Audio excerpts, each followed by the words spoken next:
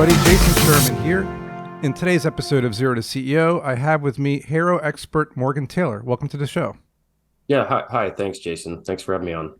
Yeah, man. And we're going to talk about the importance of building your online presence in today's business landscape, which is super important. Let's talk about entrepreneurs who might have started a business during the pandemic and they're trying to build their online presence.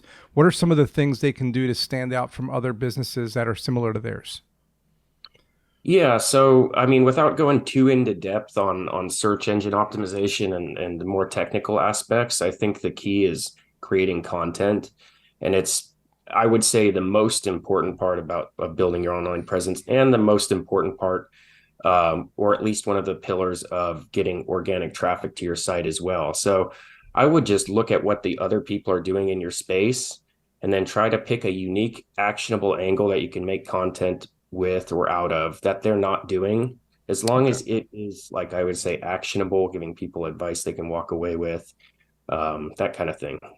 Right. So, I mean, one of the things I always tell people is to write blog posts. I mean, it's like the oldest thing in the book is, Google and search engines and meta crawlers are always looking for dynamic content, new content versus like static websites. So, in terms of writing blogs, and you're saying they should look for other competitors who, and maybe they have a blog, but you're saying maybe they are not writing about certain topics. Yeah, exactly. I always think of it like going for the lowest hanging fruit. So you can either try to compete for certain topics or searches that have a massive amount of searches each day, or you can pick something that with one or two blog posts on the topic, you can become the authority, either in Google's eyes or by, through social media. Got it. So basically choosing, I mean, your industry is already chosen, your market's chosen, but then the subtopics within it, try to find one that's not really being tackled so that you can kind of take over the search rankings. That's a good idea. Now let's talk about, actually the business landscape that has changed over the last couple of years. I mean, we're in the middle of so many different historic events. It'll take too long to list them all. So how have entrepreneurs had to change and shift the way that they boost their online presence in the past couple of years? Yeah, I mean, obviously, we know the pandemic was probably one of the biggest drivers of people pushing to increase their online presence. We had, brick and mortar stores closing down, all these things, a lot of people ordering online if you're in e-commerce or what have you. I think it has gotten a lot more competitive. I think Google, even in the last couple of years, has gotten a lot savvier about how they analyze content as well. Um, and sorry, what was Well, what actually, let's talk about that for a second. How has Google become savvier at analyzing content? well, it used to be, I would say that you could hire someone off a site like Fiverr for $6 an hour, or whatever, 2 cents a word, or whatever, what have you, and they could write.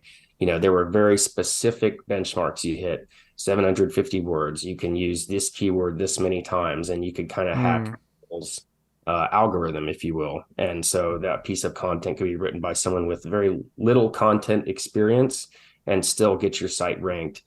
It's not that simple anymore. They generally will see through what they would call keyword stuffing into articles and that kind of thing. I think it really pays to just focus on providing quality with the article and not get too hung up on keywords these days. And then, of course, they've also really tamped down on some of the backlinking strategies as well. So mm. I mean, backlinking is a huge thing from what I remember is getting your links posted on other blogs and other websites to come back to your blog and your website. So why has that changed in recent years? yeah, that's another one that's a lot has changed. With search engine optimization in particular, and really all digital marketing, it's like if you're going to be an authority in the space, you have to keep up with the new events. You can't just kind of sit on your laurels. And people, like maybe even only 3 years ago, the common technique of getting a site to link to yours was somebody would show you a list of backlinks or sites and say, pick this one, pay me a couple bucks, whatever. I think we've all gotten email spam by people with a list of sites that they're selling. Most of those sites by now have been recognized by Google as private blog networks that sell backlinks. So they've definitely cracked down on that. They're a lot more particular about what they would consider an organic backlink. So generally sites that are just a blog for a blog's sake, that don't have a product or service. It's a little bit suspicious in their eyes. Hmm. Um, So you're saying most websites that have a service or a product that also have a blog are more, looked at by Google as a premier website versus just like a blog that doesn't have anything associated with it? well, I think it's because of this. So, in general, a site with a service or product is not going to sabotage their SEO or marketing by selling backlinks because they have something they want to sell to get out there. Okay. Whereas blogs that sell backlinks or do content to market it in that way, they tend to tick the boxes that Google looks for, that they can see, okay, we have this ratio of inbound to outbound backlinks on a site. Okay, Huh. this looks suspicious. So in a way, I Interesting. think they kind of out themselves to Google in that sense. Interesting. So how are some ways to get backlinks? Because I mean, that's like a pretty big way to get traffic to your site or your blog. Is there a way to get through the new way of doing things to get quality backlinks? Yeah, there's a few techniques, and there's kind of what we specialize in, which is using Haro or Haro or however you want to call it, short for Help a Reporter Out. It's something really anyone can do if they have the time, and that's just you sign up for their newsletter. There's journalists and bloggers who are looking for experts to contribute in an article. You can send them a little snippet or soundbite. They might use it, and you might get a link. It takes time, and you got to put thought into it, but it is an organic way of building links. So let's talk about that a bit, because I mean, for somebody that's watching this or listening, this is what I teach. This is where I'm currently at in one of my startups.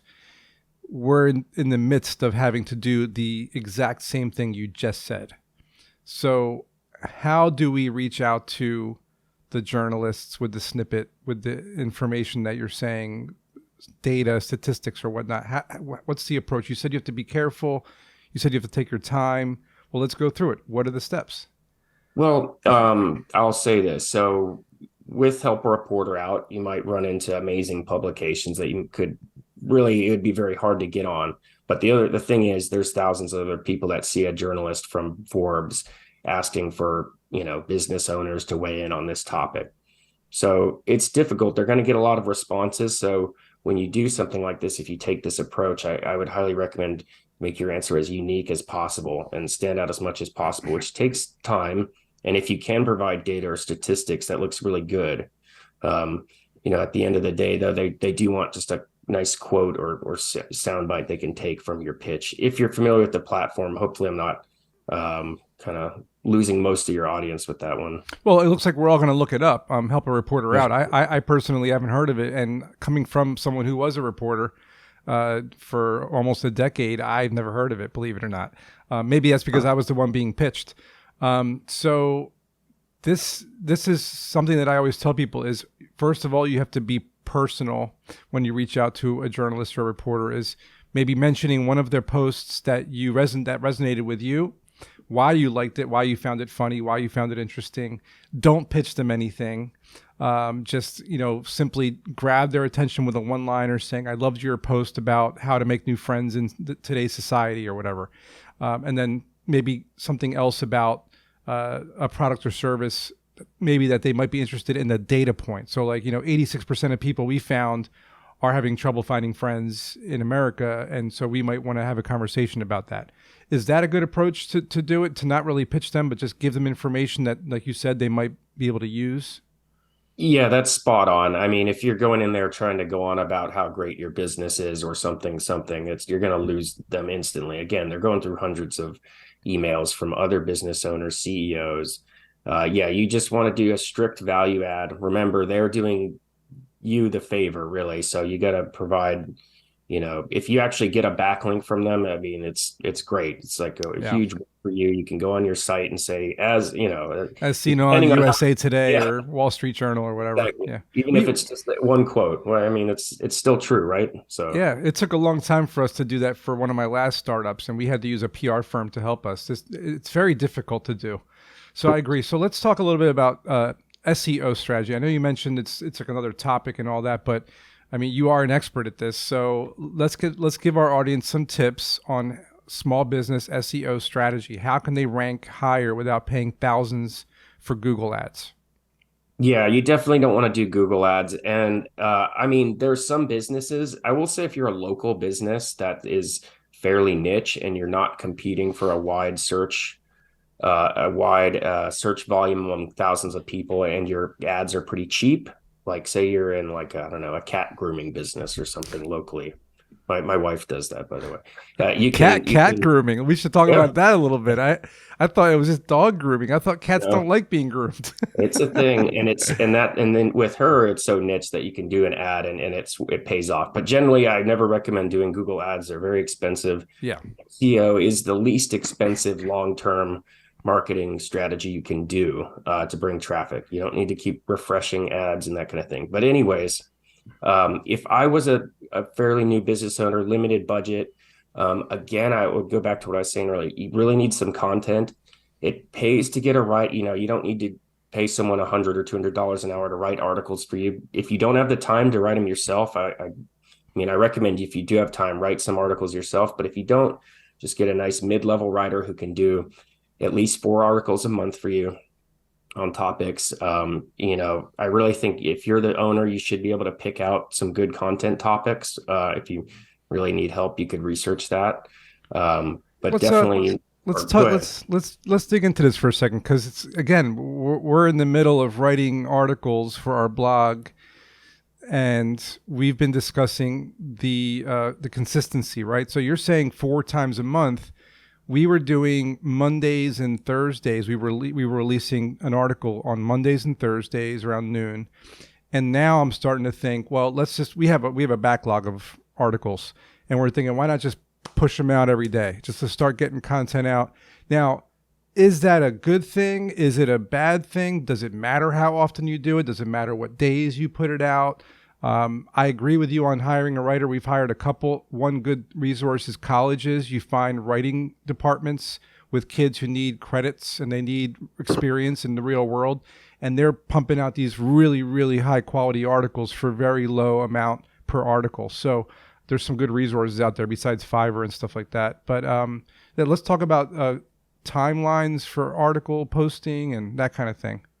Yeah. And I can't, just as a disclaimer, I can't say to like know the perfect content timeline or anything like that. When I say for a month, I'm really just putting myself in the shoes of someone with a limited budget. In general, you want to get content out as much as possible, as Okay, much as your budget can afford. got it. As long as you're all, as long as you're also making sure that you're getting backlinks as well to your site. But content should always be the priority, in my opinion. Now, one thing I want to ask too, because again, we're man, so many things that I could be asking you. With too bad we don't have enough time left. But the articles we then repurpose into social media, and what that means is we take a graphic, we take the headline, we put the link, we post it into stories, we post the text of the description on Facebook, LinkedIn, Pinterest, you name it. Is that something else they should be doing? Is posting it everywhere you can since it's free, and then try to get users to come read? Yeah, absolutely. If you don't have a LinkedIn, get one. Try to boost your following as much as you can. Any piece of content, you want to get as much juice out of it as possible because you're paying for it. It's your content. It makes for a great post. Anywhere you can. Facebook groups, if they allow it. I mean, a lot of them have rules about posting your own content, that kind of thing. But anywhere you can get it out, definitely. So tell me, and audience here, what you guys do at Jolly SEO and how you can help out. Yeah, sure. So, as I was talking about help a reporter out, that's really what one of our specialties is. We make that a hands-off process for people who don't have time to reach out to journalists. So we do that. We have an expert writer who can do that and help you out with that. So that's one of our most popular services, and we kind of actually put that on the map for a lot of SEO agencies in terms of productizing it. We also have another backlink building service, which is also organic backlink building. It's a little more flexible in terms of what we can do as compared to Hara, where everything is in the journalist's hand. But the emphasis is always on backlinks that will stand the test of time with Google's algorithm changes. We never pay for backlinks or use any of those lists or anything, and we do it all in-house. So Fantastic. And what's the website?